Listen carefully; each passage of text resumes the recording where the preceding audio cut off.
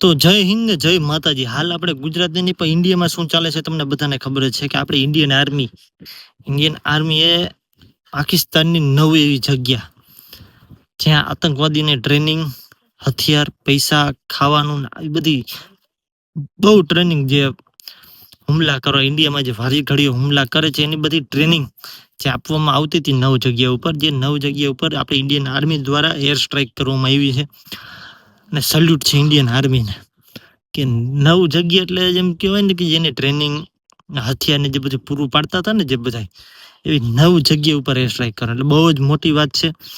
અને ઈ આતંકવાદી જે પહેલગામમાં જે આપણા હિન્દુ ભાઈઓ માથે જેને માથામાં ગોળી મારી હતી, જેને જાતિ અને ધર્મ પૂછીને ગોળી મારવામાં આવી હતી, એવા આતંકવાદીઓને મુંહતોડ જવાબ આપવામાં આવ્યો છે 22 તારીખે પહેલગામમાં અટેક થયો પછી. ને ગુજરાતીમાં એક કહાવત પણ, લાગશે વાર પર આવશે મજા, એના જેવું છે.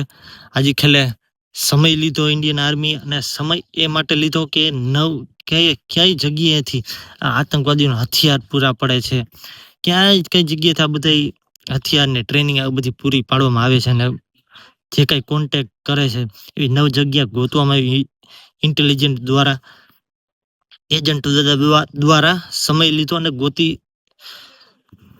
ગોતીને આજે ખેલે બધી જગ્યા ઉપર એર સ્ટ્રાઇક કરવામાં આવી છે. તો સેલ્યુટ છે ઇન્ડિયન આર્મીને. અને મારા બધા જ હિન્દુ ભાઈઓને કહેવાનું કે બધા જ કોમેન્ટમાં જય હિન્દ જય શ્રી રામની કોમેન્ટ કરી નાખો. આજે દિલ ખોલીને જ કોમેન્ટ કરી નાખો જય હિન્દ જય શ્રી રામની, કે જે આપણા હિન્દુ ભાઈઓને માર્યા છે ને પહેલગામમાં, એનો બદલો લીધેલો છે, ઇન્ડિયન આર્મીએ બદલો લીધો છે. તો બધા દિલ ખોલીને કોમેન્ટ કરો જય હિન્દ જય શ્રી રામ. અને બીજું એક, હું સવારે 8 વાગે જતો હતો ને એટલે 70ની આસપાસ આંકડો હતો. સવારે 8 વાગે જતો હતો ને ત્યારે 70-80ની આસપાસ આંકડો હતો. અત્યારે તમને કોઈને એક્ઝેક્ટ આંકડો ખબર હોય ને તો જરાક એ પણ કોમેન્ટ કરી નાખજો કેટલા આતંકવાદી મર્યા. કે સવારે 8 વાગે મેં તમને કીધું 80 થી 70નો આંકડો હતો, પણ અત્યારે કેટલો આંકડો હોય તો જરાક તમે કોમેન્ટ કરી નાખજો, સાચો આંકડો તમને ખબર હોય તો. અને એક કોમેન્ટ કરવાનું ભૂલતા નહીં, જે મેં તમને અગાઉ પણ કીધું જય હિન્દ જય શ્રી રામને કોમેન્ટ કરવાનું ભૂલતા નહીં. જો કે ઘણા વિપક્ષી નેતા, જે કોંગ્રેસના અમુક નેતા, અમુક જ જે સવાલ ઉઠાવતા હતા કે શું થાય ને કાંઈ નહીં થાય ને, એવાને પણ મુંહતોડ જવાબ છે કે લાગે વાર પણ આવે મજા.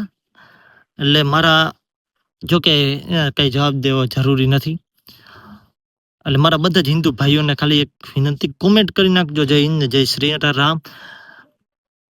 અને બહુ જ સરસ કામ કરવામાં આવ્યું છે ઇન્ડિયન આર્મી દ્વારા. 9 જગ્યા એટલે બહુ જ એની 9 જગ્યા એટલે એવી 9 જગ્યા જેને હથિયાર ને બંદૂક ને ટ્રેનિંગ ને જે બધું પૂરું પાડતું ને એવી 9 જગ્યા ઉપર એર સ્ટ્રાઇક કરવામાં આવી છે. અને આ આંકડો કેટલાય કોઈ એ પણ કોમેન્ટ કરનો. હજી એક પ્રશ્ન છે મારો, કે આ ઓપરેશનનું નામ ઓપરેશન સિંદૂર રાખવામાં શું કામ આવ્યું? તો તમને બધાને ખબર હોય ને તો જરાક કોમેન્ટ કરજો, ઓપરેશન સિંદૂર નામ શું કામ રાખવામાં આવ્યું? જો કેમ, હા. અને બીજો મારો એક એ પ્રશ્ન હતો કે આ ઓપરેશનનું નામ ઓપરેશન સિંદૂર રાખવામાં શું કામ આવ્યું? જોકે મને ખબર છે, પણ મને ખબર છે, પણ તમને જો ખબર હોય ને તો ઓપરેશન સિંદૂર નામ શું કામ રાખવું, જેને ખબર હોય ને જરા કોમેન્ટ કરી દીજો. આ ઓપરેશનનું નામ, એની પિન આપણે એની કોમેન્ટ આપણે પિન કરશી. જેને ખબર હોય ઓપરેશન સિંદૂર નામ શું કામ રાખવામાં આવ્યું એ જરાક કોમેન્ટ કરી દીજો. બસ એટલું જ તે. તો મારા બધા જ હિન્દુ ભાઈઓને જય શ્રી રામ અને જય હિન્દ. બધા જ મારા હિન્દુ ભાઈઓને જે કોમેન્ટ કરવાનું કીધું એ પણ ભૂલતા નહીં. અને ઓપરેશન સિંદૂર નામ શું કામ રાખવામાં આવ્યું આ ઓપરેશનનું, જે આપણે ઇન્ડિયન આર્મી દ્વારા જે પાકિસ્તાનની 9 જગ્યા ઉપર એર સ્ટ્રાઇક કરવામાં આવી, એ ઓપરેશનનું નામ ઓપરેશન સિંદૂર રાખવામાં આવ્યું હતું. તો એ ઓપરેશન સિંદૂર નામ શું કામ રાખવાનું એ કોમેન્ટ કરો સાચી માહિતી સાથે, કે મને ખબર છે. અને જે કોમેન્ટ કરશે ઓપરેશન સિંદૂર નામ શું કામ રાખવામાં આવ્યું એની કોમેન્ટ આપણે પિન કરશી, એટલે બધાને ખબર પડે. તો જય હિન્દ જય માતાજી ને રામે રામ ડાયરાને.